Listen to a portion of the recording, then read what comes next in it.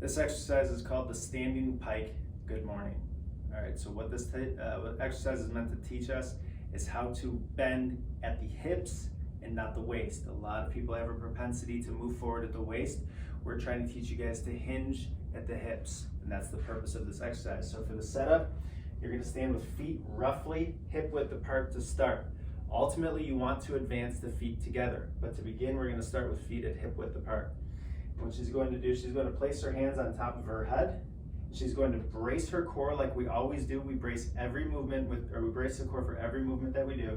And she's going to hinge her hips backwards and keep a straight line in her back as far as she can low down to.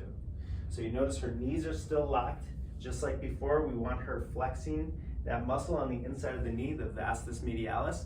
And by flexing that, it's going to create a little teardrop shape and it's going to keep your knees locked. So please show from the side. All right, from the side again, you see her feet are firmly planted, her knees are locked, and watch how her hips go backwards. Her hips are hinging to start this movement.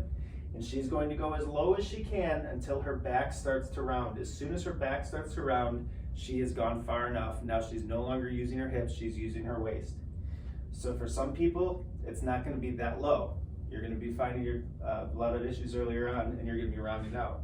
But you should primarily be feeling this in the back of the leg, the hamstring and the calf. Hinge at the hips. We hope you enjoy this exercise.